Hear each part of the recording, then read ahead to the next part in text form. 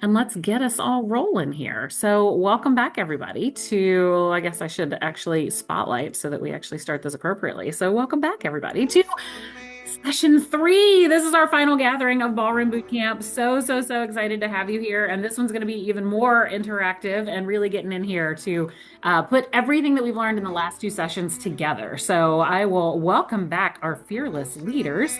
Hello, Heather, and hello, Monica, and hello, where'd you go? I just lost you, Lori. There you are. Hi, welcome back. All right, so ladies, tell us what we're doing today. Oh my gosh. Well, thank you, Liz, Stephanie, and Clubici again. This is Liz, can I get sharing access?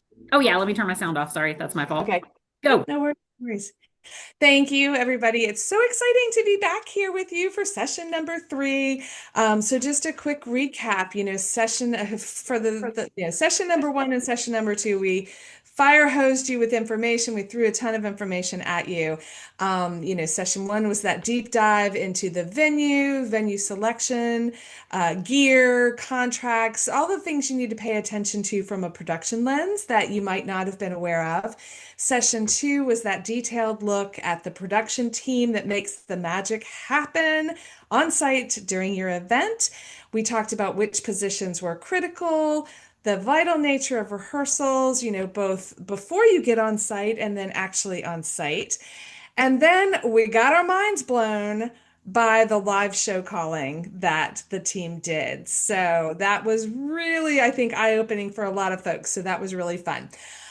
So session three today, very exciting because we're discovering ways to unleash your creativity in production. So from the production side, we're going to look at things like lighting and stage design, sound engineering, the visuals, and how storytelling can really transform your event from, meh to wow, something that people are really going to connect with and remember. So we've kind of divided this into three mini sections for today.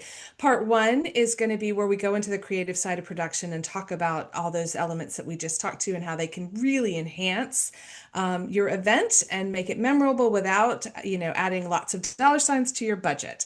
Then part two, we're going to do the interactive workshop where we're going to give you the details of a show, and then you guys are going to take the reins and put it all together. So we're going to work in a Google Doc, and you guys will help design the key production pieces based on what you've learned throughout the masterclass. So that's going to be a lot of fun. So get ready to get creative there.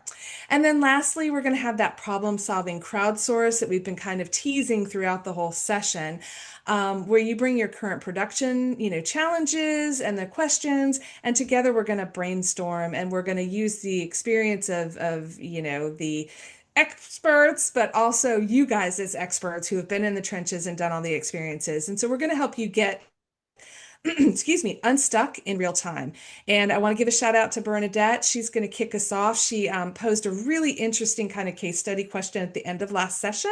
And so we are going to kick off with her and kind of talk through that. And then we'll have, any other questions that you guys have. So really excited to get started. So does that sound good to everybody?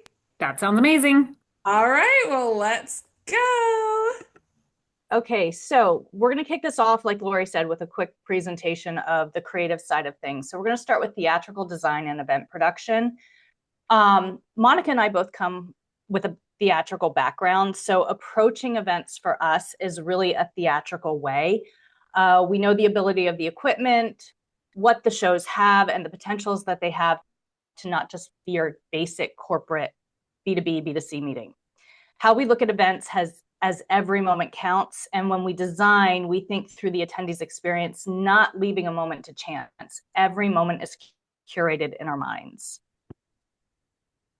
Yeah, I think that's it's interesting, and that's why one of the reasons Heather and I connected so quickly through Clubici was we started talking. We're like, oh, we see this the same way. We see this very similarly, which is great, right? But your production agency, your production partner, has that kind of hopefully has that creative side in them, and they're thinking once again about every single moment, not just your sessions, not just oh, here's segment one, segment two, segment three, but really, how can we build a story? How can we build an event where every moment counts? I personally come from the worlds of lighting design and stage management. That's my theatrical background. And I think lighting is one of those things that it is such a good storytelling tool. And if you see it on Broadway, you see it in the high level production in theater, but the translation into corporate events isn't always there. But it's such an easy way to elevate an event because it doesn't necessarily take more gear. It doesn't need all this extra budget. All it is using the gear in an effective way to really help reinforce, and kind of evoke those emotions, right? We're I have a getting question. the Is an audience. AV company capable of doing this, or does it have to be a production company? Good question, Liz. Great question. Some Depends. do. Yeah. Yes and no, right? So some do, depending on the capability of their lighting designer and their lighting engineer. And then others, it's really about the previs and thinking through and all the steps and what it takes to get to this and mapping that out. I would lean more towards a production agency versus just like your AV provider. Perfect. And I will say there's two different roles here. There's the actual programmer, which is really good to like their job is literally to take what you want creatively done and actually program the lights to do it, right? And that's a very weird mix of like the brain of right and left of like you need to see the creative, be able to translate it into the technical. And then you have like the actual designer that's sitting there and designing the looks and doing that true creative side. So sometimes it's that partnership of like the production agency comes with the looks they want, but your AV provider is truly the one programming the board to do it, right? So it is a weird mix. My husband was also in lighting, and we always joke that he was the creative. He'd be like, "Can you do this?" And I'd be the one behind the board actually making it happen. So it can be that weird partnership too. And I think our point of this, right, is a lot of times you see the lighting designer put up the fader, there's a stage wash on stage, and then they sit there or the lighting op, I guess, put up the fader, sit there for 2 hours with the stage wash, and then it's good, right? Like that's the show. But it can be so much more. It can be those theatrical moments, and you already have all the gear in the air. It's just using them to their full potential. And there might, once again, there's not the budget implications necessarily on the gear side. It's just making sure that pre-planning, that previs, that creativity is woven through the pre-production so that it's not extra time on site is really what it comes down to. Because even the small ones, right? The small color shifts, the small attention changes, the small moments in lighting can have such a big impact. And I could talk for days about this. We're not going to do that today. If you want to, shoot me a message. But I think there is a role of lighting here that's often overlooked in the corporate meetings. And then that same goes with stage sets. So when we think about a lot of stage sets in rooms, we think of like a square stage with 2 screens flanking left and right. Adaptable design, like that's really what we look at.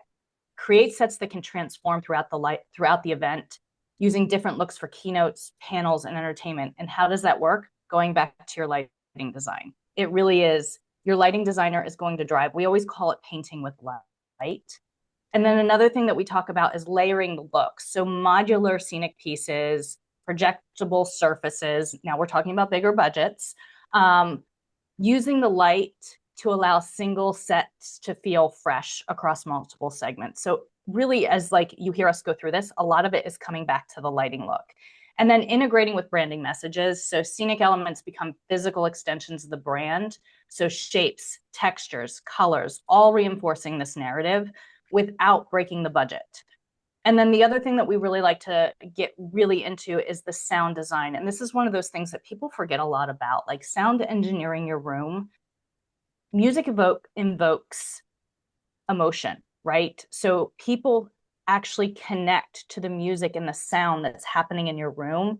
So sound design really matters, from the tone of your walk-in playlist to the energy building play-ons and even your voiceovers. So it all comes back to sound. So when you're thinking about a production in a room, in your blank canvas of a ballroom, think of it through your sensories, more like sound, touch, visual, sometimes smell. We have some clients who add in aromatherapy into the room as a branded smell to actually help enhance the overall set. So it really comes all about like all through that to your branding messaging. And then with sound, we also look at how does it fill the room and how are we using it tonality? So is it loud? Is it soft? Is it invoking those emotions and drawing the audience in or pulling them out? Yeah, and I think sound is so important just to tag onto that. I mean, think about how hearing, a song from your, childhood or, youth or young adulthood can evoke those powerful memories and transport you right back to where you were in, I'm going to date myself, 1985 or, 1995 or whatever it happens to be. So sound is a real key part of it. And so, kind of bringing it all together with the impactful creative, often it starts with, your event theme and the look of that, your logo and, desired images you want to have, throughout to, again, work with the theme and that kind of thing. And then your contact. But really designing that impactful creative that's going to resonate with your audience, it actually takes much more work than just, throwing your logo up on the, the screens or whatever. So, quick question for you guys. What do you think is the most often used storytelling element in today's event landscape? Drop it in the chat. What do you think?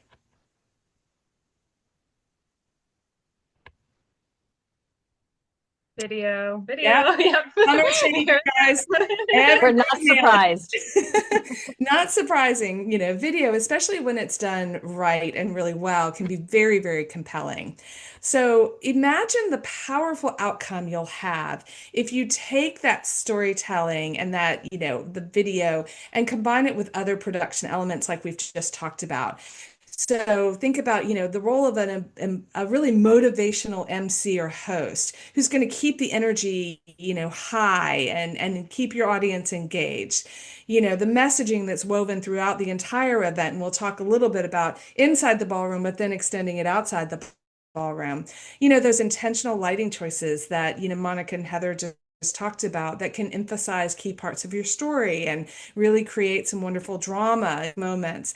That, emotion evoking music we just talked about, graphics that are reinforcing your message on stage, and then the video that brings it all to life. So when you add all of those wonderful production elements, it really helps create, excuse me, a more memorable, elevated, and immersive experience. And so using all of those creative production tools is that easier way to evoke that emotion, which we often know translates to that deeper connection, to your event, to your brand. And a good production team is really going to work with you to create those emotions and the outcomes that you want. So talking about static to dynamic. So that's really what we're talking about here, right? So taking your static set and making it more dynamic. So beyond the set and forget, kind of what Monica was talking about with the stage wash. Take it up, set it, forget it. A skilled designer doesn't just let it ride. They use cues, color shifts, other things to focus and change the moments and how your attendees are seeing that. And of course, the queen of this is Taylor Swift.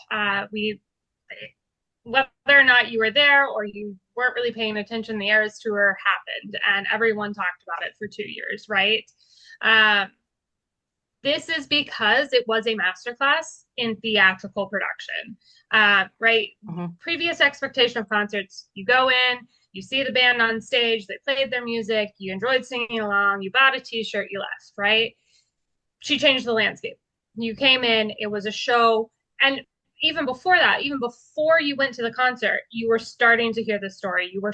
That storytelling element was there before, during, and after her concerts, right? It was theater. It was theater and it was storytelling. And that's because it was lighting cues, it was sound cues, it was sound design, it was video design, it was all these elements, right? She even says this, if you have watched her New Heights podcast, she has a moment where she talks about it and she's like, I intentionally designed this tour with elements of performance art that inspired me as a kid. And she talks about the theater, the opera sets, all these moments, but also how she designed it to feel like an algorithm because everything was changing every 30 seconds, right?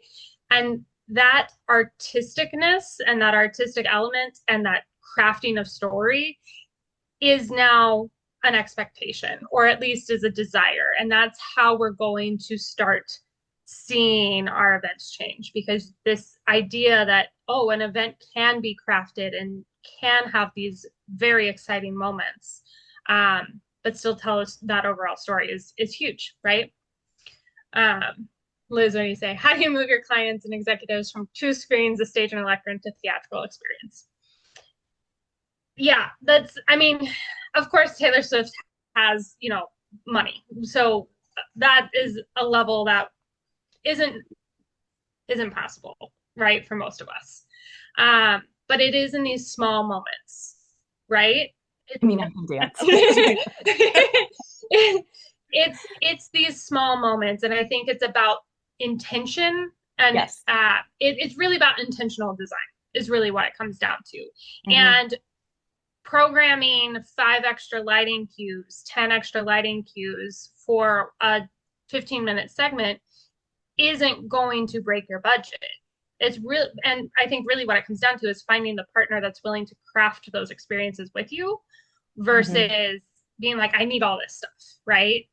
Heather, your thoughts on that? It's sometimes those little moments, right? Like Monica's talking about, adding a couple more lighting cues that take place throughout the event, throughout the session, adding maybe some walk-on music that hasn't been used before, giving moments to presenters to actually come out on stage that seem a little bit more fluid versus very segmented and pieced together. So maybe it's a matter of, you have the title slide of the next presenter or panel, give it a little motion in PowerPoint, that it's something that's already been built and creative. You're not asking for something more.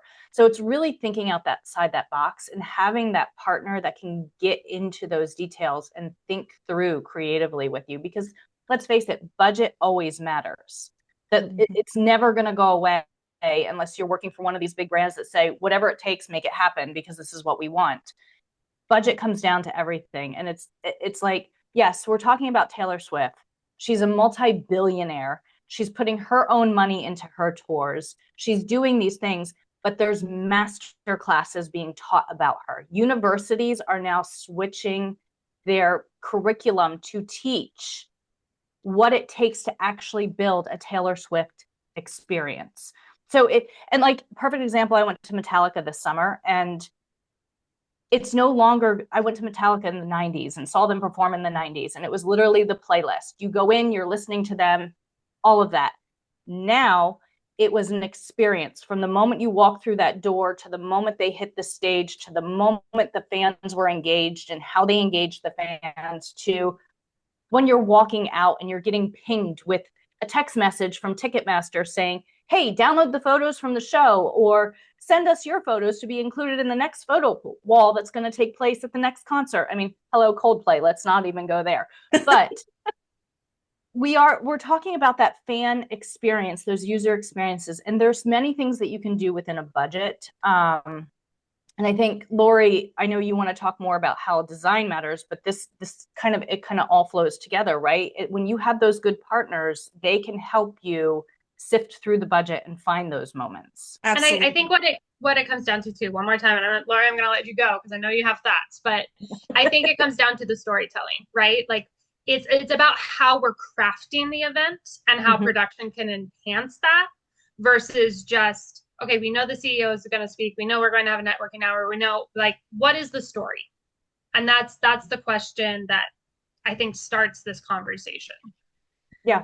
And it's changing the story from just the stage to before the stage and after.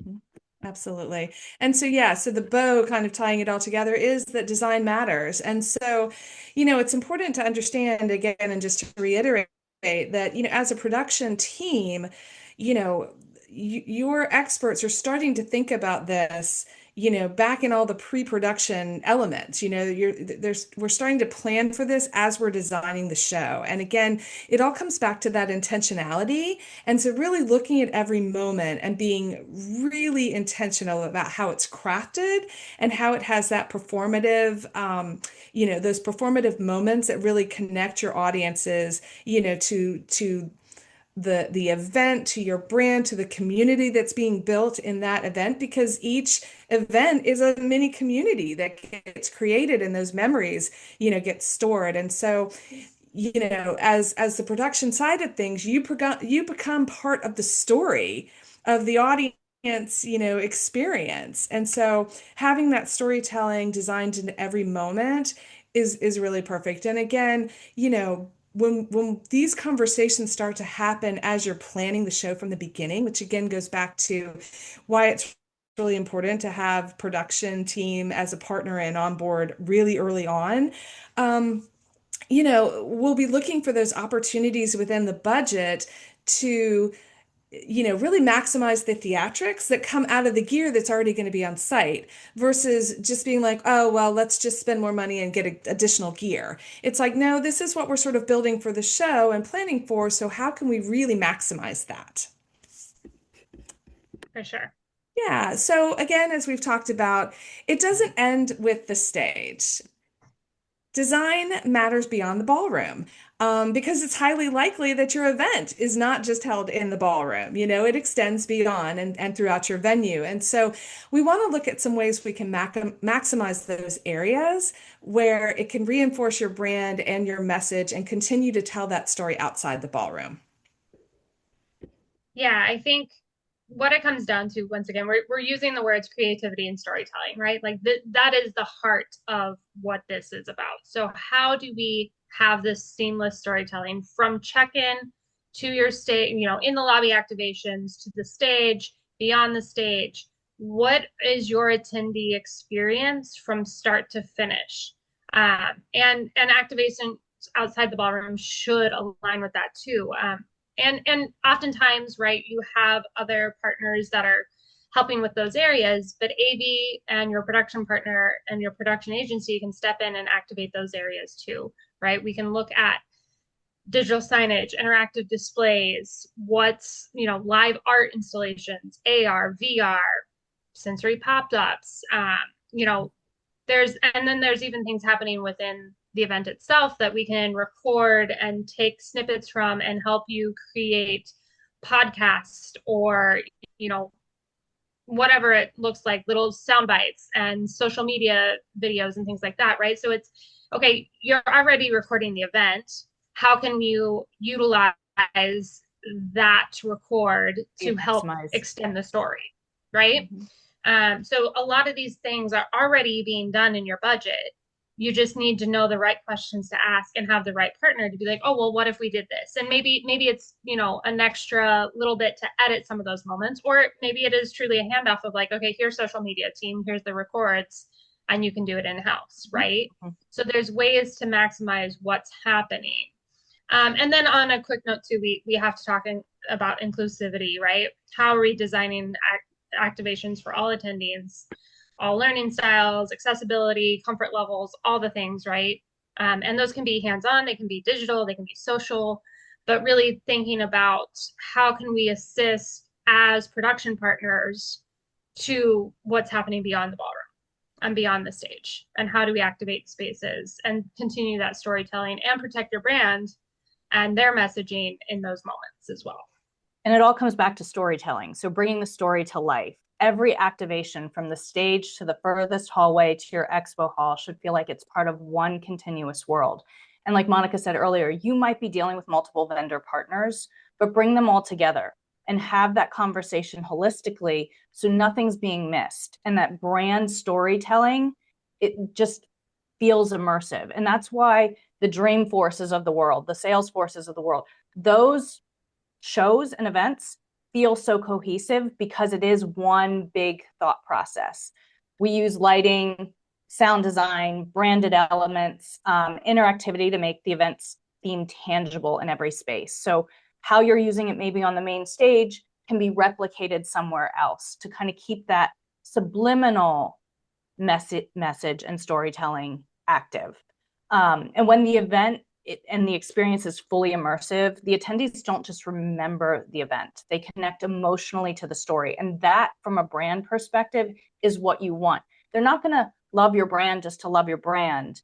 They're going to want to connect emotionally. And that is what storytelling really, really encaptures. That's what we talk about. From when we talk about storytelling, we talk about once upon a time, to foreshadowing, to strife, to whatever those like inner chapters are, to either to be continued or the end, depending on your event. So really think of it as like that story. How do we weave that message from all the way from the beginning through the end? And it's not just the ballroom. It's every touch point from the moment you send your first messaging all the way through until you're sending your exit surveys. Mm-hmm. So those pieces all have to come together, and how they do really is that story. Yeah. And again, as you guys, we've talked about this and joked about this in the first two sessions, but not all production companies are the same, and they don't all offer the same level or quality of service. And so, when you choose the right production team, they are going to care about, maximizing your story throughout the event, both on and off the stage, and look at things from, like Heather just mentioned, from your pre-event communications, and what does registration look like, and what is the user experience with registration, and really can help, through all of those different, phases and facets of designing the event. The right production company is also really going to want to help you stick to your budget and look for really innovative ways to, achieve your desired effects with the budget that they have, and the gear and the technology and all the different pieces that we've talked about in that way. They're also really going to want to stick with your brand and maintaining that brand and the consistency. The brand is one of your company's biggest assets, kind of second to, the people who work at the company, I think. And so you want a production company that's going to care about that and really safeguard it and protect it the way that you would. And again, as an event marketer, it is really, we often, and my other event marketers are going to know, we often wear the logo police hat, right? And we want to make sure that it's all right all the time. And so, having a company that really pays attention to that is good. And again, across multiple events. And so one of the best ways to extend your budget even further is really to look at partnering with a production team that can serve you through multiple events and multiple years. Those contracts are going to save you time and money. You're going to build that trust that your production team is going to do everything right, going to safeguard that brand, really understand your messaging and your story, and are going to really be safeguarding and designing that and helping you tell that in the most effective way. It's also going to help you, going back to session 1, where we talked about venue selection and venue contracts, working with a production partner through multiple years and multiple events is really going to be able to get you some discounts, some economies of scale and some bulk pricing, and that'll give you budget for some of the extras that you really want to do. So that's really good. And then again, strengthening the audience touch points through across, all the different touch points, trade show floors and all the things that Monica mentioned before, pop-up activations, social media, hubs and that kind of thing. And lastly, like I said, extending the economies of scale when it comes to, your stage sets. If you have several regional events, you may be able to reuse, those stage design scenic pieces from one event to the other, which is going to save you design time, production time, all the different things. So think about scenic sets, furniture, gear, all of those that can be reused without extra cost. And then overall, like the key takeaway for this, right? The best creative events have a through line, a story that is obvious without being forced, experienced without being explained, and felt in every corner of the event. So it really is about the story and the partnerships that you create with this. I think for me, I always think of it this way. People will not care about your brand until you become a part of their story, and your events are where that happens, right? If you can have a moment that changes their perspective, makes them feel like they belong, all of those moments, you are suddenly part of their story. And that's where the brand loyalty or whatever you're looking for, that's where the community starts. And that's interesting to me. And so it's like, how can we craft the story so that it becomes part of theirs? And Mhm. I think that's a lot of how Heather and I approach these moments when we're working with our creative partners as well and our clients. Yeah. And again, as an event marketer, being able to find someone that you trust and inherently gets you and your brand, it's priceless. It's Yeah. priceless. I'm like, And sign them up for everything, it's not a spin up every time. So from a production agency standpoint, we learn your brand as we're gearing up for your event. We're learning your messaging, your mission statements, like who you are and who you talk to, and how that language transcends from stage to stage, from moment to moment. And it takes time to spin that up. So every time you're bringing in a new partner, they're redoing all that legwork time and time and time again. So sometimes you're not getting the best creative that's coming through that, because it is, you're going from, and maybe it's budget dictates, and we understand that you're going from ballroom to ballroom and using in-house to in-house, and it's your internal team doing it, not understanding, fully grasping what the gear is, what the labor is, what the accessibility is, and how that works. So you're not getting that full brand experience from moment to moment. So it really is about, how do you maximize the dollar, but also maximize the partnerships? Right. Absolutely. All right. So we've just taken a dive into the creativity from a production lens. Before we transition, does anybody have any questions? I see there's some really good chat going on. Any questions as we transition into the next segment? I guess I have the weird hard question. As I see set designs and stage designs and all these amazing things, who's the responsibility sit on for like sustainability and reusing these pieces and disposal of them? I was at a keynote. They did one in New York and one in London, and their stage was fantastic. And I was like, "Did you ship this stuff over?" And they're like, "Oh no, we just trashed the one in New York and rebuilt it in London." I was like, "Oh."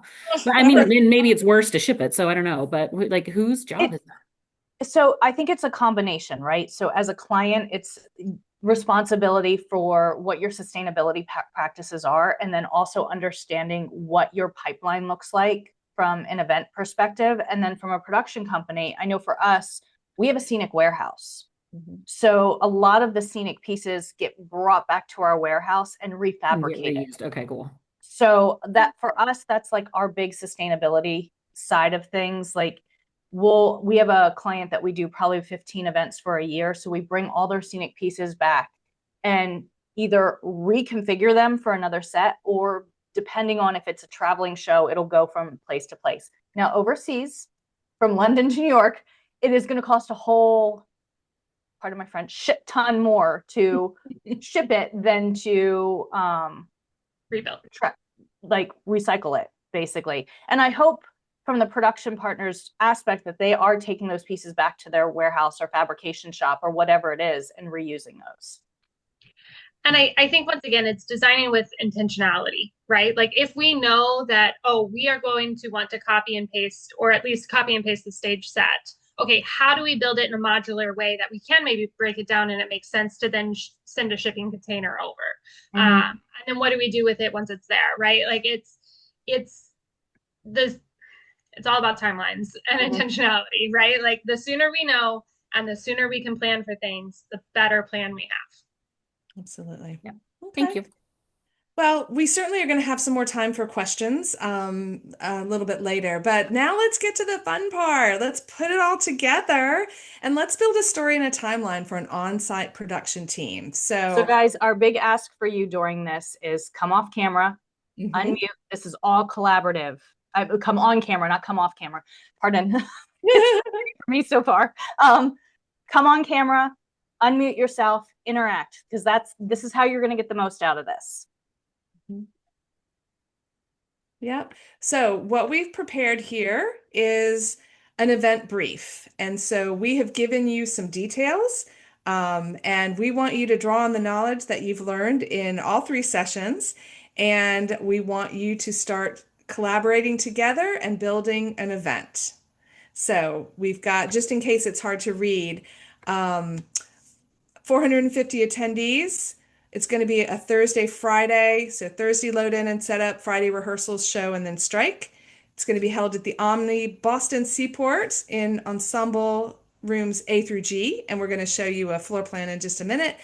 We've got rigging exclusive to in-house. Power is exclusive to in-house. There's a 250 amp power service. Wi-Fi is in-house exclusive through Encore. Ceiling heights 21 to 26 feet.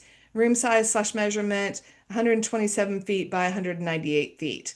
So it's a leadership summit, and we want you to tell us what you think the budget is going to be. And then we've got some key pieces of defining the story, identifying your production team, and then finally putting together the production timeline based on the information that we have given. And you're welcome to ask questions, and we're going to start building this out. So, and Just so then you can this, see, yeah, a quick floor plan here. So you can see the full space. So we're talking ballrooms A through G here. And then you have your kind of pre-function areas, your other meeting areas over here. So standard ballroom. standard ballroom. Alrighty. Just a little bit on the newer side. So starting off, like, where do you really feel the budget for something like this should be, from attendee scale, 2-day event, Yeah, based off of everything? either unmute or, drop it in the chat. What do you think the budget should be, guys? Well, since the Wi-Fi is in-house through Encore, that's 500,000 there. Is it 2 days of general session or 1 day of general session, 1 day of breakouts? It's just 1 day of general session. Singular For event. the F&B functions. That we'll get into that. That is up to you guys to decide. But remember, this exercise really is going to be focusing on the production, side of it. And so, we know F&B is a huge, huge part of it. But I think for this exercise, right, Monica? We're looking at just your production budget. Just your production budget. Production budget. Okay. I'll put out a guess of 375.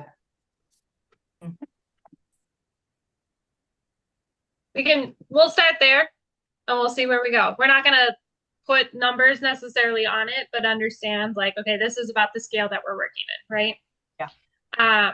So these next two are going to help just kind of define, or the next three really, what type of event.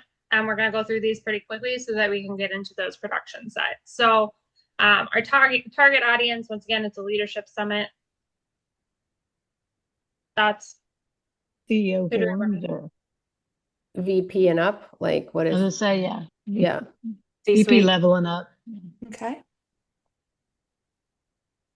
event theme. I know some of these are a little hard without like an industry, but let's just throw some out there.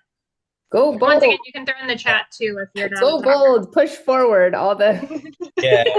All the keywords. winning big. Resilience. We can make like a scenic mountain. It could be like leadership up the summit or something like that. I love it. Yeah. Leading the summit. We should be Dynamic. we should be doing buzzword bingo at the same time in this exercise. Like, See who wins. AI. Everybody wants to talk about AI. right, we got an AI robot doing a speech. Mhm. Yeah. Start off with that. How much is that? That'll definitely make the budget go up a little bit. A lot of it. So maybe moving forward with resilience. There we go. Yeah. Like it. All right. Desired audience emotion. Inspiration. Love it. Encouragement. Mhm. Motivation. Motivation. Do you all have your corporate buzzword Bibles with you? We do. They've probably done these a million times, so they know what the emotions are. So desired audience action. Yeah, what do you want them to leave and do? Action and implementation. Lead with purpose. Okay. Lead with Purpose? And then because we don't know what the industry is, key message. I mean, we kind of kept this pretty vague, so we can be goofy and vague. I mean, do we want them? I don't know. What do you want your key messaging to be with this? Leading through challenging times. There you go. With There we AI go. to support you. Yeah. How to Yeah, keep your job was- when everyone's been laid off around you. Yeah, right. I was kind of thinking the same thing, Liz, like next level leadership through challenging times. Oh my gosh, at this event. I have two, Jen. And then the goals for the event. So funny. Do we know, is this an internal event? Is this like a sales kickoff, or is this just kind of an industry event on executive leadership?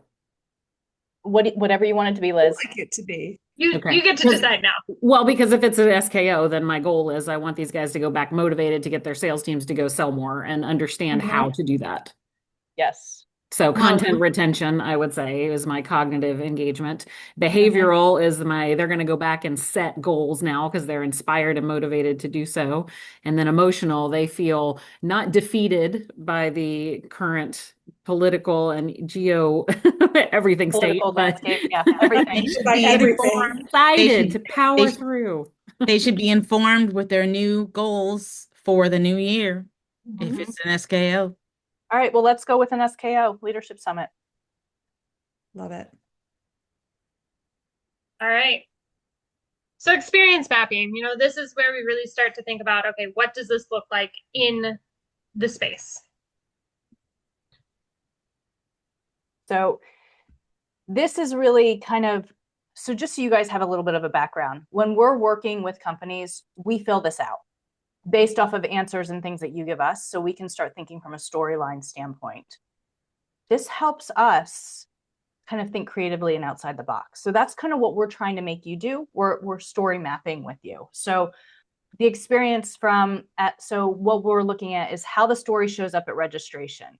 Is it printed graphics? Is it LED screens? Like, what are the creative touch points that go with it? Like, are there from registration is maybe the theme is really big and you're putting it on. Inspirational was one of those emotional, takeaways. So how can we make Arrival, exciting and inspirational? What do you guys think? Is it a handout? Is it an activation? Is it the experience of checking in itself, right? The mascot greeting them at the entrance. Yeah. How does the story show up here? Maybe music. Okay. Love it. Yeah, is it a red carpet entrance, right? Are you hyping them? Are you now their hype people? Great, let's do that. And maybe is there a step and repeat? Are they getting their picture taken on the red carpet? Did we change the red carpet to AstroTurf? For the mountain. For the mountain. Yeah, well, maybe we could do it like a mountain when people are climbing it. There's like different checkpoints and rest stops. So maybe like kind of a journey, you know what I mean? From I had the same thought. That's great. And you're going to get to base camp at one point, and then you're going to get to summit by the end. And then, yeah, that's awesome. Oh, fun. Kind of like a scavenger hunt for adults. Hey. Okay. That's a really strong, I think, one to roll with there. Main stage. How does the story show up here? What's the storytelling here? What do we keep pushing that messaging then? So I think we're starting with like the team. We're all in this together kind of inspirational moment. So our keynote speaker is going to talk about, is it that Nando guy that like the plane crashed in the Andes and they ate each other and how they were a team? No, it's It's like Carrie Lorenz, and it's like, I mean, that's resilience. In a different way, but yes. So we have our Sherpa who is preparing people for the climb, who is talking about the stories, who is telling what happens, and like that's how we're gonna like get people to start on this journey. Actually, Liz, that's a really good point, and I meant to mention this earlier. As we as an entire team putting this together, we're not the heroes, we're the guides. The audience is the heroes, and so having that Sherpa and that guide mentality, throughout the event planning and execution is really, really important. So then is our Sherpa the MC, and we're actually having him prepare you through the whole thing, and it's not a keynote speaker, it's actually taking them on the journey. I love it. So maybe your keynote can be someone like Allison Levine. Like a Paralympian or someone. Mm-hmm. And then just put these down here. Carolyn, if I could spell. And then with the main stage, we kind of combine how the story shows up in our creative touch points, right? The Sherpa's our MC, that's a creative touch point. Maybe it's the way the lighting is. Maybe we add some gobos so it feels like you're going through like a wooded area coming up to stage, and then everything turns blue because you hit the top of the mountain. So it's becoming this feel of a glacial. You get a blast of cold air coming at you. Oh wait, that's the AC in the hotel. We're there. We're there. But yeah, I mean, that's a very simple way, right, to build this story of like, we start in the greens, we go into maybe the wooded area, right, and then we're getting to the breakthrough of the blues in the sky, right? But that's all subliminal messaging for your audience, right? But that's one of those storytelling moments that can happen with the gear in the air. Yeah. And what about soundscaping? Yeah, you still have soundscaping for that. Yeah. And also, think about, floral or, plant treatments that could then change throughout the day, things like that. Any type of aroma therapy that would go with that? Floral and then Smell of hot chocolate. Okay, so we kind of have a main stage theme, breakouts and networking. How are we going to have that show up there? I know we have some creative minds in here. I saw some familiar names for creative, so I'm not going to call you out until I have to.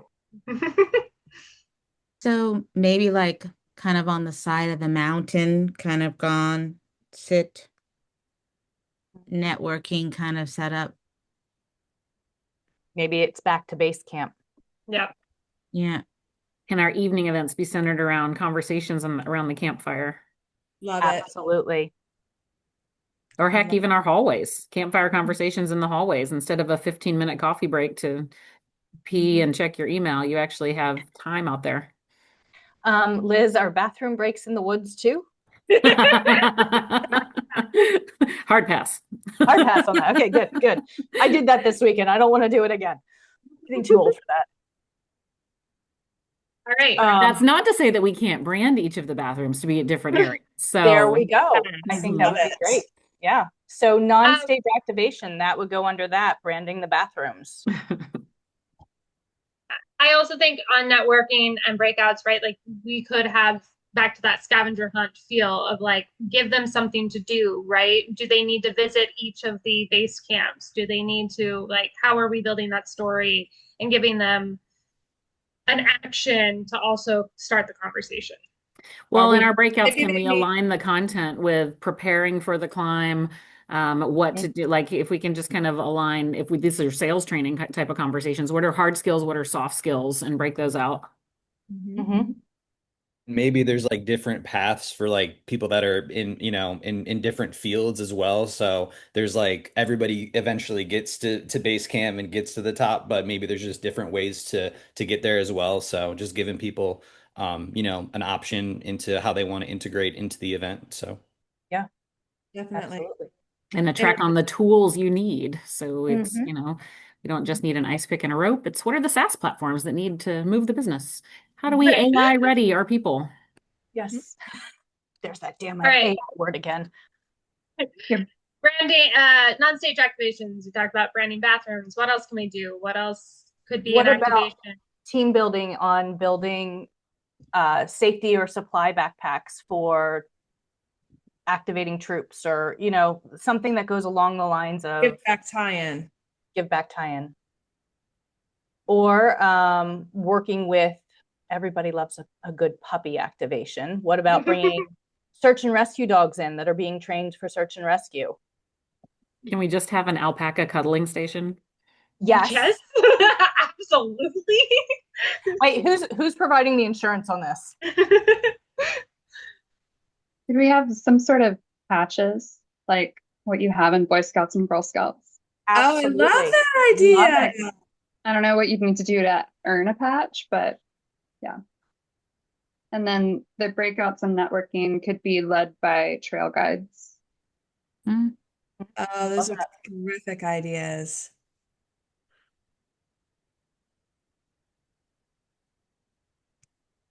Mhm.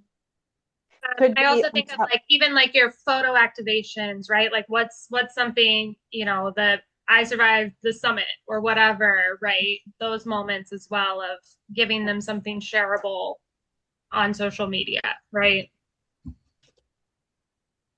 Yeah, I hadn't thought about that. The patches could be digital, which would save you money. Absolutely. Could have a digital backpack that they get ironed onto. All right. Post-event follow-up. How are we going to keep this going? How are we going to have this story either end or to be continued, as Heather said earlier? They receive backpacks with true backpacks that have this messaging on it. And I also think we carry through the training into this year-long. What are our touch points afterwards? Because don't they say like more people die coming down the mountain than did going up? So like let's make sure that our teams are, Team survives on the way back surviving down. afterwards. Yeah.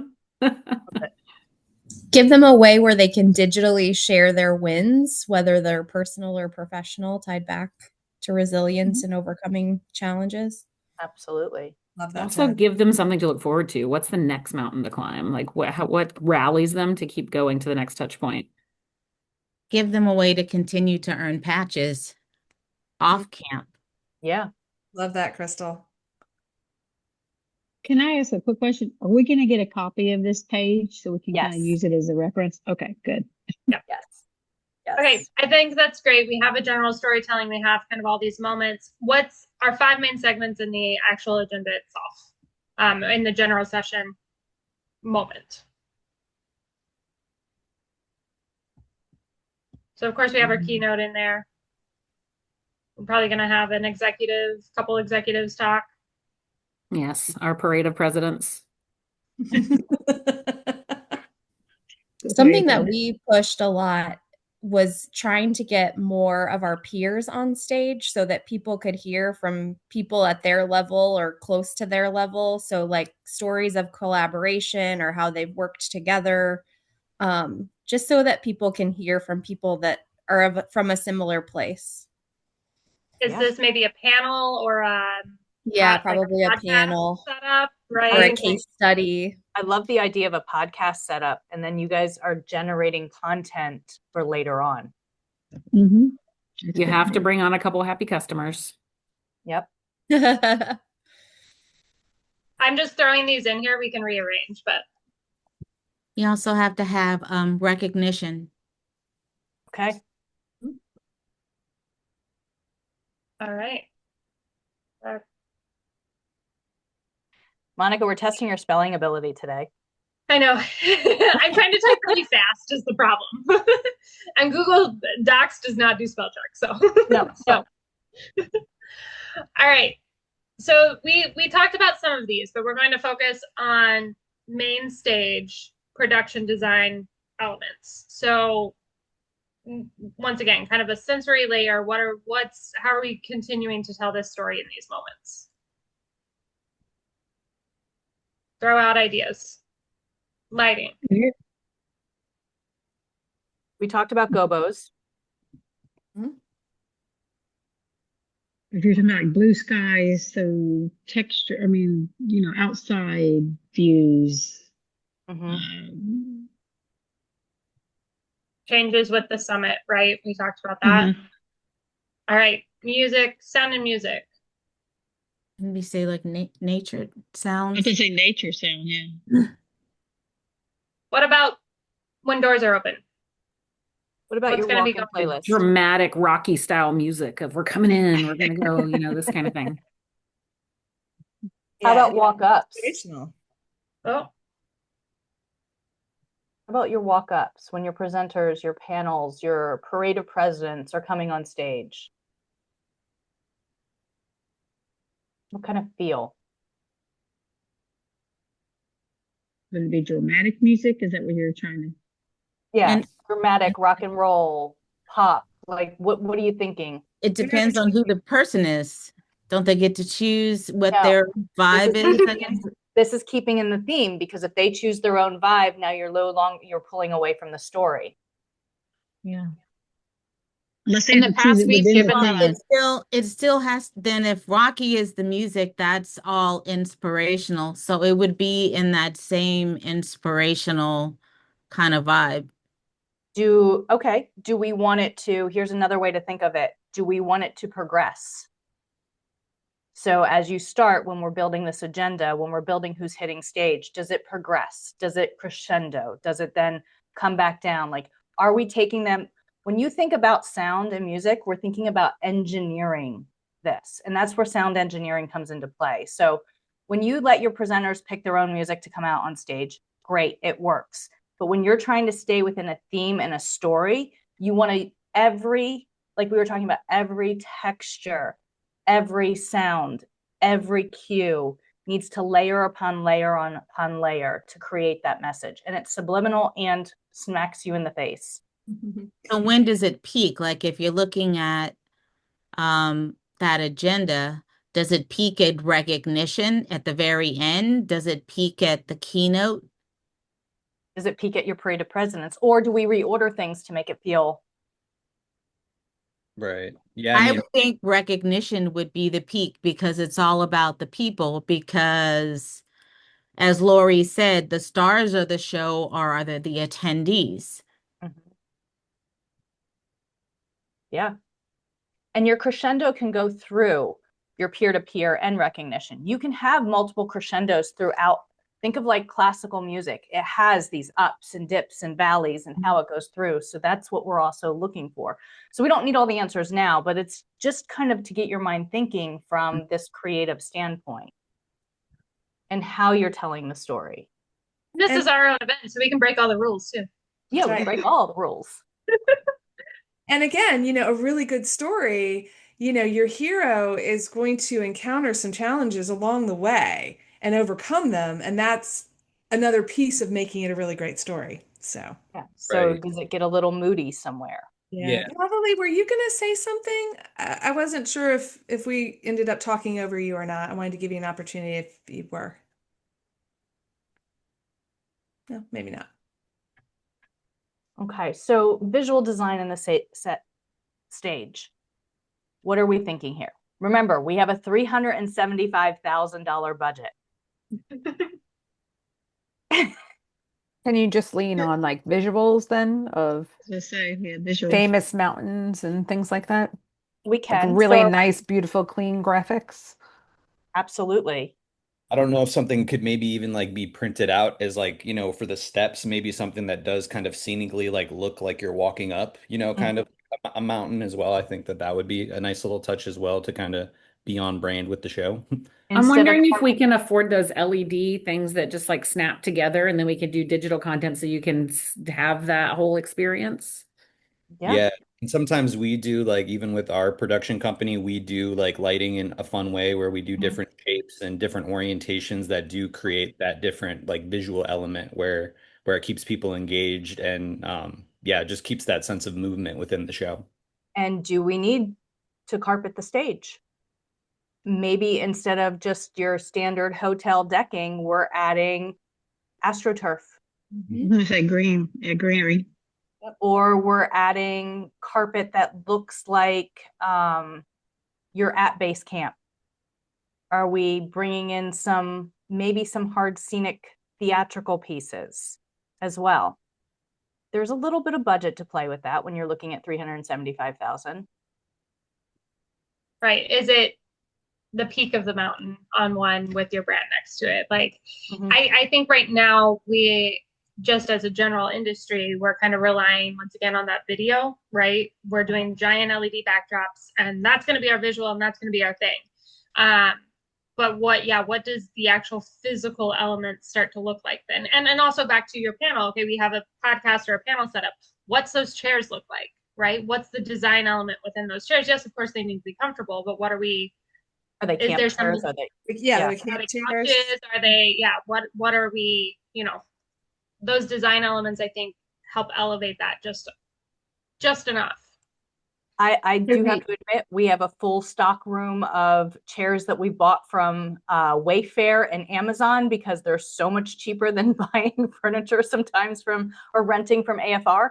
So there's that. If there's not the budget, we look at it creatively. Could we start with the production in the middle of the night and then go through sunrise to daylight, or vice versa? We can, yeah. For that way crescendo. way For the it looks, journey. the Yeah, journey. the journey. And that's using lighting. Right, it's a good idea.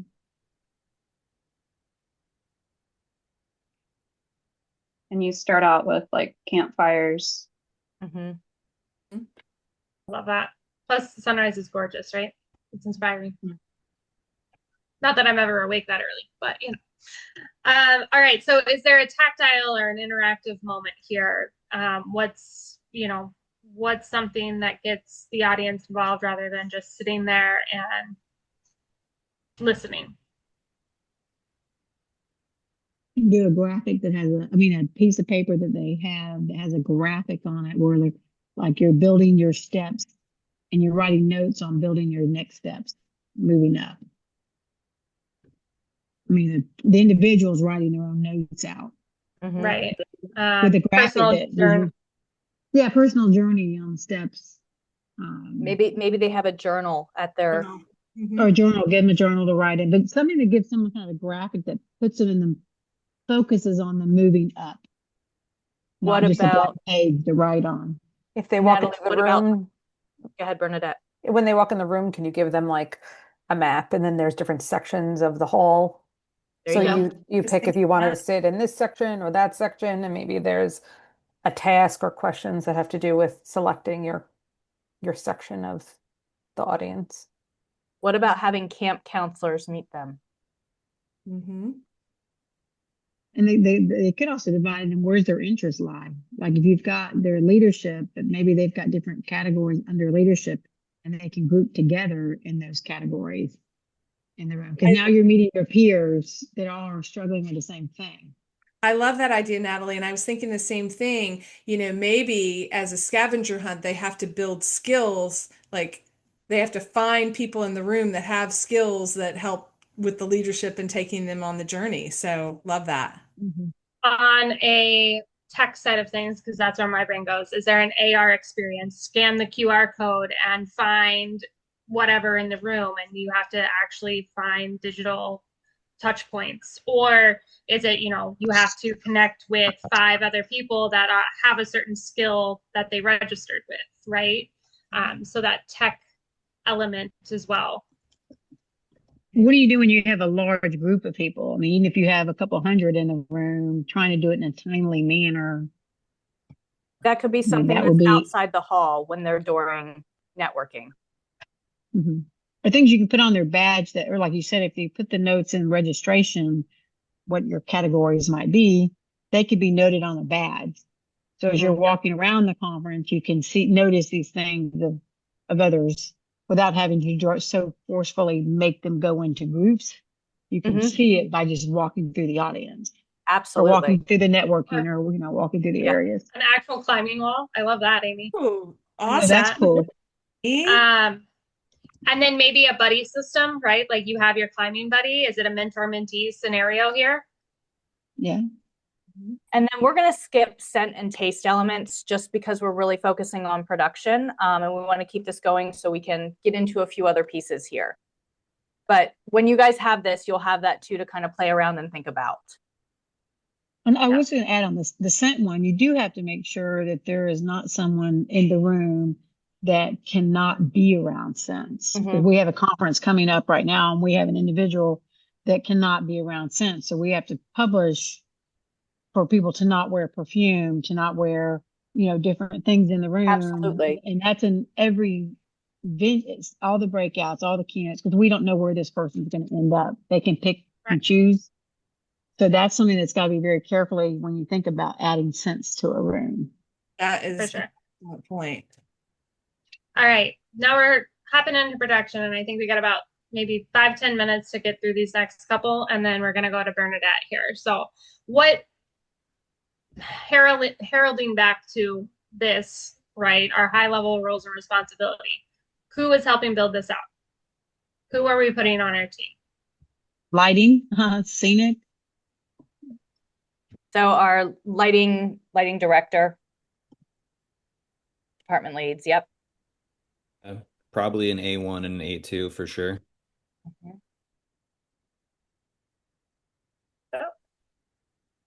What about your creative director, executive producer? How about a technical director? If we learned anything from last session, we need a show caller. Mm-hmm. Yeah.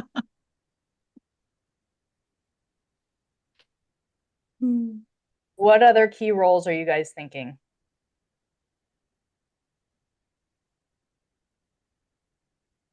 How about a stage manager? Yeah. Breakout manager. Especially with all these, like your breakout manager can help manage the outside the ballroom activations as well, right? They're that touch point for all those moments. Yeah. What about a talent wrangler? Mm-hmm. Is our creative director the same person as like the content manager, the person who's kind of in charge of that content producing? Your creative, yeah, that's going to be something different. So Maria, yeah, project manager. Yep. Good one, Maria. Looks like script writer. Someone say script writer for this? Yes. If you're going to be changing in the different keynotes or the different, like you said, even all the way through the journey. What about a graphic operator? Yeah, if you're using video and visuals.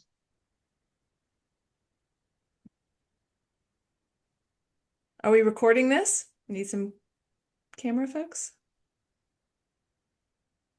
It should be. Just for history, if nothing else. They're all, you know, once again, you can kind of go down this rabbit hole probably, right? It's like you could go through this and check off. Probably don't need a camera shader maybe on this one, right? We need operators. Video editors, once again, that's the conversation. Okay, who's providing the content? Who's doing the bulk of this actual build versus the just formatting it, right?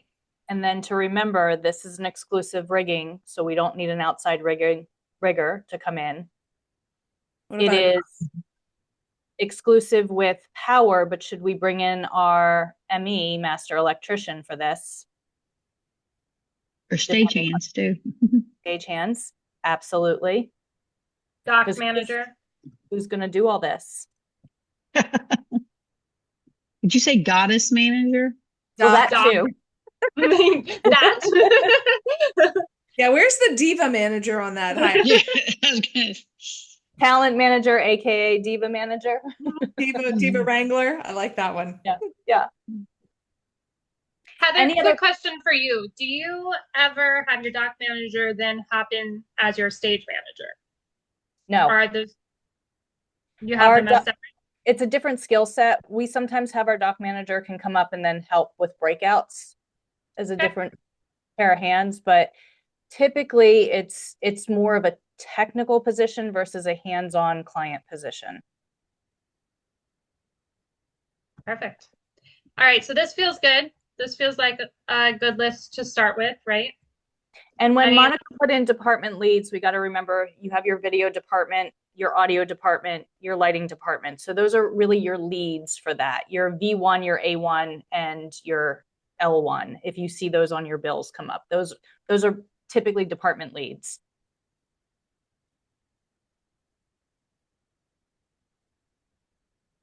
I'm going to put RF coordinator here.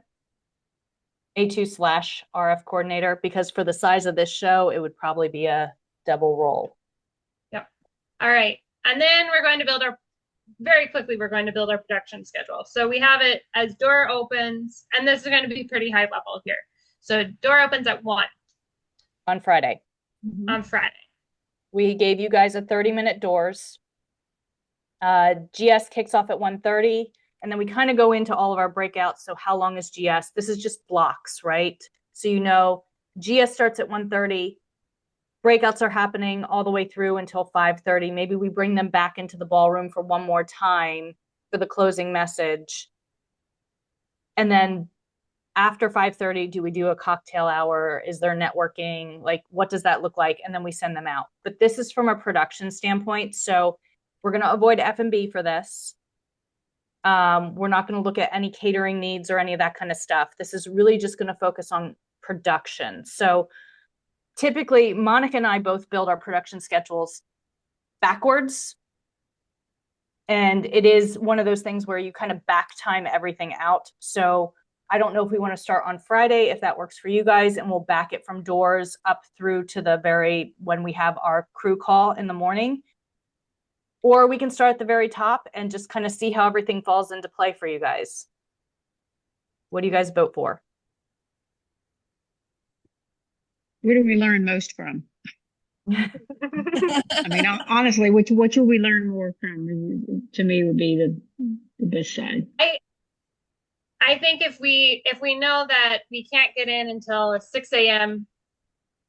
truck drop, how does that feel, Heather? Yeah.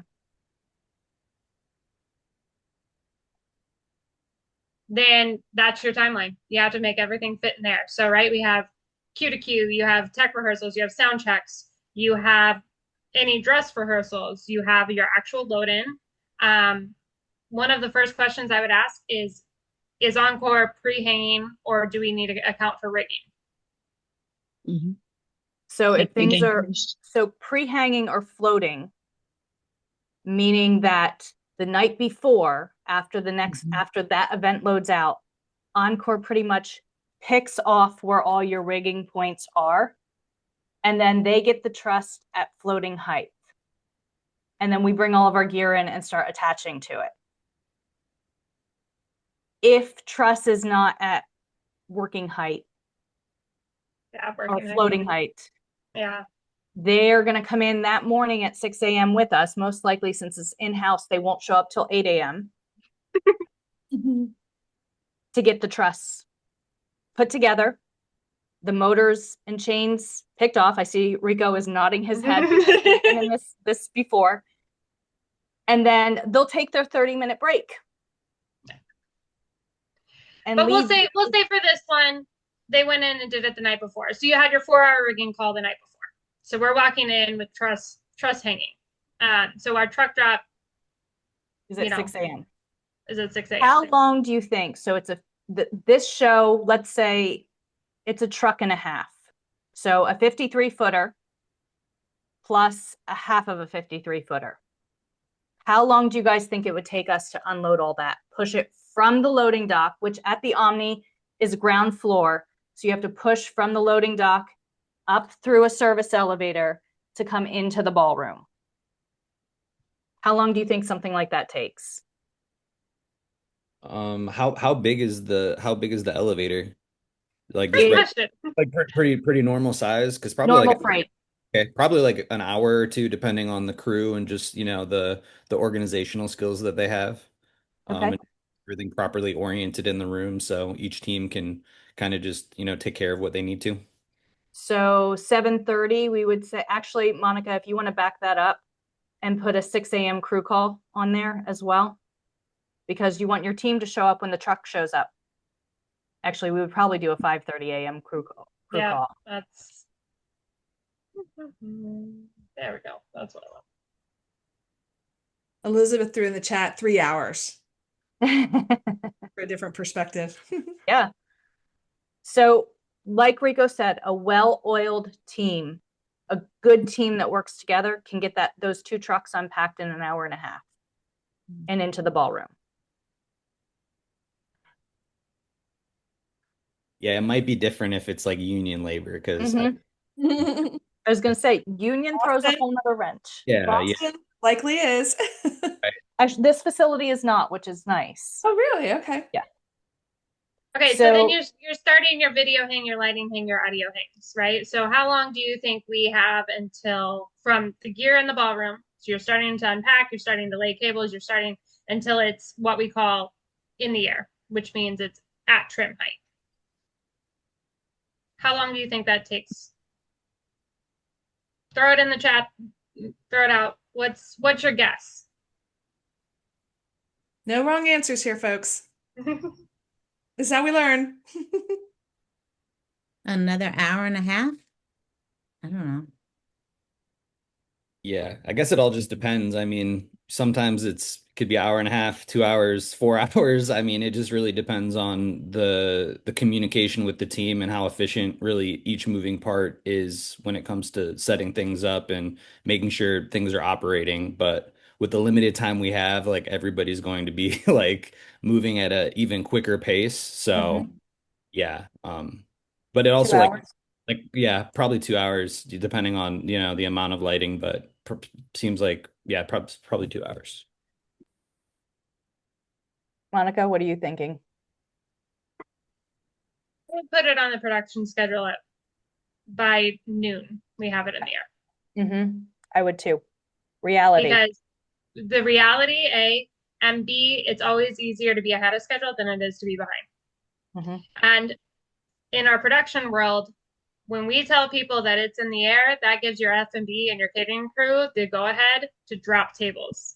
And if we don't want tables in that space because we have to focus lighting or do whatever, you are building in time for that, right? So I would almost err on the side of like 1 because you have a crew lunch in there as well. And we have a crew break. So 9:30, we need to do a crew break, a 15-minute crew break. And then since we had a call at 5:30 to not go into meal penalty, even though it's not union, many crew operate in this same world, we have to break them by 12:30 for lunch. So Monica, if you want to do 9:30 crew, 15-minute break in there.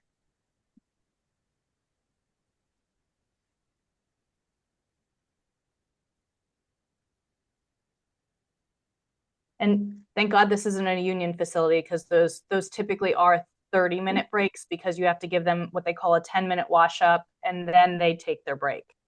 So just kind of from a learning perspective on that.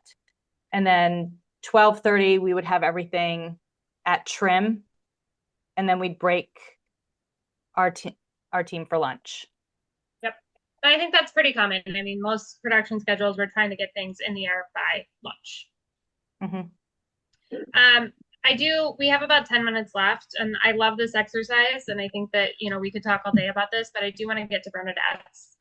So I think we can hop over there, answer some questions. We'll give you this. Real quickly, Heather, I think, the rest of that afternoon, we're looking at doing all of our checks, making sure the room is EQ'd, programming, all these things, right? Like that first Thursday is really going to be all the way through. I would almost put a Q to Q at the end of the day, depending if we have some overtime. And then on Friday morning, that's when we're doing sound checks with any of your speakers. We're doing hopefully some sort of dress rehearsal and really just fine tuning that morning. Yeah. Heather, thoughts? I agree. And I would say that end of day, our goal to be out of there would be 10 p.m. Yeah. And that day does include overtime. Yeah. So just so you guys know, most crew operates on a 10-hour day. Anything after 10 hours is overtime. Anything after 14 is double time. And then if there's less than an 8-hour window between end of day and crew call the next morning, it's double time the entire day the next day. So how realistic was that budget based on what we planned and timing? Realistic. Yeah. It's pretty realistic. Yeah. Okay. Heather, what you and I can maybe do is just fill in some of those touch points on this before we share this specific one. And then we'll also give you a blank form that you can work in for your own events. But Bernadette came to us at the end of session 2 and said, okay, I kind of have this question. So I'm going to stop sharing my screen, but Bernadette, let's hop in. You had an event. Can you give us the quick event brief here?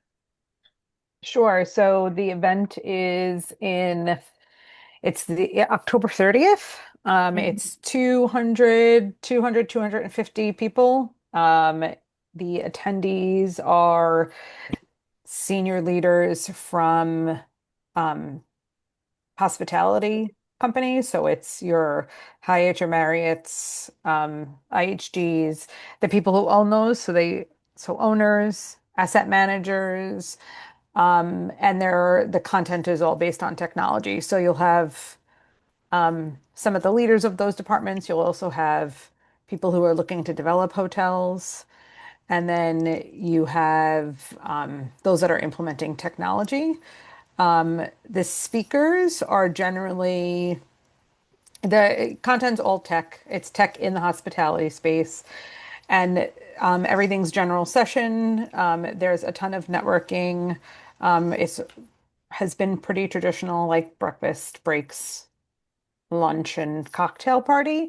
And then the education is a mix of kind of just what we've been talking about in the previous one. Some of them are keynotes, some are panels, and then there's a mix of fireside chats. The speakers are a lot of the same people that are the profile. So it's every year it's one of the CEOs of one of the major hotel chains. So Mr. Hoplamazian from Hyatt and Mr. Capuano from Marriott have spoken. It's usually at their hotel when we're doing it that year.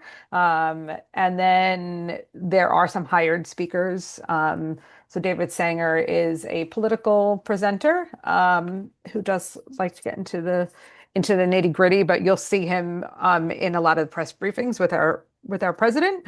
And he's written a couple of cool books and he's very opinionated. So he's always great. And then the CEOs of the companies. This is basically an event for a technology fund, and so the people that are coming are the people that are looking to invest back into the fund. So it's the CEOs of these different kind of companies like are listed there, Canary, Cruisebound, that will kind of pitch what's going on with their company so that they can get investors to give them money to So it's a move high touch forward. event. Yes. It's a high touch, wanting more white glove experience, ensuring that it's the brand and the messaging is very on point for this because it is a financial ask that's being taken place. Afterwards, it's not directly, it's not a hard sell, more of a soft sell to get people interested after for when they follow up and ask for money. Yeah. Okay. So what exactly, I think at the end of when we talked briefly, you were asking about staffing. Is that correct? Is that Yeah, it's basically because the content's all curated by the client that we have. So I always am curious about how much production staff we need and what's required. So like one of the things this year that I do want is to make sure that we have a producer, but I don't know if it's a producer or a technical director or like, do you need an A1 and A2 of video? Like we don't have a ton of video. There's not a lot of video. It's mostly speaking and mostly it's a ton of decks. So I just wanted to know, like, when you're having an event like this, where it is more about the attendees in the room and the content is a big part of it, it's like, how do you make sure that things are flowing and you have a really talented crew that can handle last minute changes and all those sort of things? So, Monica, are you okay if I kind of dive into this? Go for it. So, absolutely. Based off of what you said, Bernadette, and where you are, I don't know what your budget is for this. Ideally, right? I'm going to go department to department. So from a high level department, you'd want a technical director who's overseeing everything, making sure all your tech and your crew is who you need and where you need them.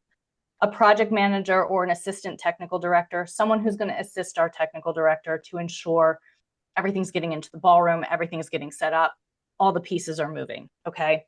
Then from a producer standpoint, I would either do a producer and an executive producer. Either someone who's going to be on the forward calls with you leading up to this and ensuring that the message to the team is being brought back correctly and the crew is prepared and ready to go. I would say a show caller, a stage manager, because you do have high touch point, high level C-suite that is hitting the stage.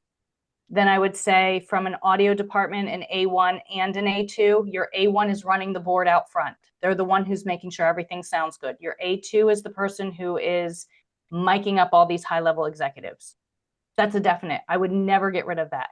Now, if you have a strong A2, you don't need a stage manager. because sometimes in a smaller show, we can double stack that position, but it's very rare to find an A2 that has the skill set of a stage manager. So just putting that out there. I don't think you need an RF coordinator. It does depend on what city you're going into with this. I don't think we listed, oh, DC, you might need an RF coordinator. Just saying. Or don't double stack the stage manager, have your A2 also be RF, and then your stage manager can really focus on people on and off. Well, I usually act as stage manager for this show Right. because I know everybody and they know to look for me. So, you know, Perfect. I help wrangle them and I put them on stage. Perfect. But yeah, that's good to know. Thank So, you. and then from a lighting department, just your lighting designer. It doesn't sound like you need a lot, but a good lighting designer will give you options, will enable you to enhance it without blowing the budget. And then from the video world, definitely a V1, which is your video engineer. They're the ones who bring all the sources in and make sure everything goes to the right screens. Depends if you're doing LED or projection. LED engineer or a projectionist would be someone you would need in. And if you bring those people in, most of the time, if you have minor video, you can throw them in the video playback op chair and they can play the videos back for you. And then I would definitely say a graphics op. And then from there, if you guys have cameras, camera ops. Because your video director should be able to bring in all those video sources, and your show caller will help your video director call those. And I would also note, it may not need to be a separate role, but if you are getting any of this content beforehand, because it sounds like you have a lot of decks, a lot of like clearly define whose responsibility it is to manage that content. So a content and do that content management before you're on site, because on site, that's when what happens more often than not is you're like, oh, we actually need 3 laptops or we need additional gear because we didn't realize these were back to back to back or whatever the case is, right? So it doesn't have to be its own position. It can be, but definitely outline whose job that is. And speaking with that video department to make sure you have enough sources, you have the right gear, you have the right switching and playback in place is super important. And then I would also put in there, do you need a teleprompter op? Now, that doesn't mean presidential glasses, but it does mean, is there notes that are being taken place? Because sometimes it's more of a capacity for a graphics person who isn't as experienced to be running the graphics and running the notes at the same time. So a teleprompter op, and that's what everybody needs to keep in mind, doesn't always mean presidential glasses. It could mean someone who's running the notes out of the deck, out of the PowerPoint to support your speakers on stage. So most prompter ops are very talented and multi-skilled, that they can do many different things when it comes to supporting notes for your presenters. And then they're there, if you have rehearsals, they're there when they're like, hey, can you change that in the notes? And that's, once again, not taking away from your actual graphics operators. Someone's there to just take those notes from off stage. Yeah. So does that help, Bernadette? Yeah, super help. I mean, I think we probably have the budget for like half those people, but yeah, I mean, we already have a producer and stuff online, but it's funny. I'm interviewing 3 different local AV companies and just how similar and different the 3 of them are at the same time and who they're proposing. So that's why I was just like, you know, we had somebody come back with $100,000 thing, and there's probably as much crew as you guys are proposing, and I'm just like, that's not necessary. In my opinion, I don't, you know, knowing how the show has won in the past, you know, it's just also a knowing lot. what your past pain points. Right. Well, and I've communicated that all to them. I mean, when you guys were talking about RF issues the other day, I was like, oh my God, Madison Square Garden, I will never do an event across from there ever again. Because I've been burned by the frequencies. But yeah, definitely I think that's the year to year, right? Like take notes, remember what the pain points were so that you can say, okay, is this eliminated by a gear change or by a personnel change or addition, right? And that's how we approach the year after years, right? Yeah, and I mean, this is the first year I'm bringing in an outside team and haven't been using the in-house Encore team. So that's why I just wanted to make sure to cover myself and learn. So this has been hugely helpful. Thank you. I know we are over time, but I'm happy to stay on an extra couple minutes if anyone has questions. But Liz, you can wrap it up and then we can see where it goes. Well, I just want to thank everybody so much for spending the last few weeks with us going through all of this. I'll put the recording, obviously, and all of the resources in Circle Community. We'll add it to the Slack channel as well. Please feel free to keep the conversations going and questions going in the Slack channel. And then I'll kind of organize this a little bit better if you want to come back and revisit everything back in the Circle platform as well. But this has been amazing. Monica, Heather, Lori, you have done a fantastic job of pulling all of this content together and delivering it. And I've learned so much. This was so great. Well, Great. thank you. Thank you again, Yep. Club EG, for having us. This has been Yes. amazing. We've Yes, enjoyed it thank so much. you. And I know the team is working on putting together a proposal for some of the other industry events to offer a similar course. So if you have nice things to say about In this and would person. recommend other people take it, please share your testimonials so that they can include that in their marketing of the upcoming class. Thank you. Awesome. Thanks, everybody. We'll see you soon and talk Yeah. every 5 minutes. Have a great rest of your week. Bye. Thanks. Bye. Bye.